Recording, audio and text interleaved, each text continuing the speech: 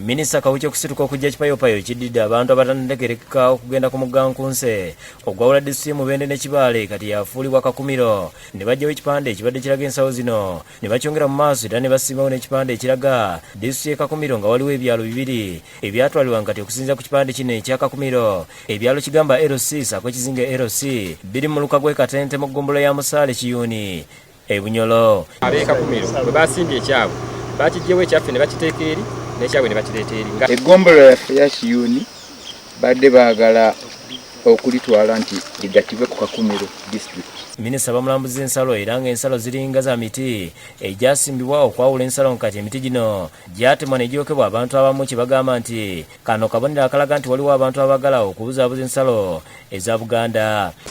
Twagala okulima, twagala okukola era kano kabonero kakulu. Abalekawo enkuzannya baali bakoze bulungi. Nja kuteekawo omuti egimu ku miti ginansangwa. Minisita ng'awerekeddwako omwami wa Ssaabasajja Kabaka ow'essaza lino ow'ekitiibwa Luweekula Immaculate Nantayi Kafeero Saakaaba amagombolola mu Buweekula era bamulambuza omugga Nkuse awali ensalo za Buganda ne Bunyolo abadde ebipande ebiraga ensalo zino kati byajjuluddwa ne byongerwayo mu maaso.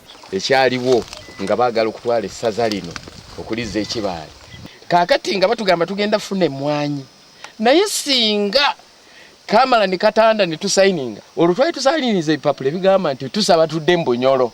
Ndiwo okutegeeza minisita w'ekitiibwa nga n'abantu bawulira ensi tuwulira tewali kusika mu kubango gyeko abantu abo tubamanyi. Naye ensalo za Buganda n'eza Bunyolo zimanyiddwa bulungi era tezijja kubeera nga ziseeseetuka. Awo nno abaami ba Kabaka mugume essiramu lisse nnyo mu kugatta abantu ba Kabaka ate n'abantu ab'Omukama ab'e Bunyolo kubeera nti no tusigala nga tuli bumu. Ate Kanga Fred Ntegese Kamere atongozza akakiiko ebyensimbi akagenda okunoonya ensimbi ku lunaku lw'abavubuka olunaku zibwa 5 omwezi ogw'Okumi.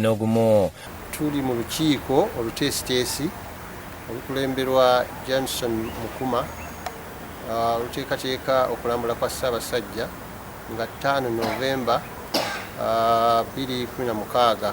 Akakiiko kano kakulibwa omukungu Ddiba Paul Musaazi era ng'omuwandiisi Abel Gesera ng'omwonika w'akakiiko kano ye Margaret Mutyaba Nannyonjo. Ntwala mukisa guno okwebaza Vision Group amawulire gabukedde TV yaffe yabukedde olw'okubeera nga bassa ensonga zaffe ku mwanjo. Musa Kabogoza ne Kasirye Bulemeezi okusekedde gwe lino ku Lwabukedde TV.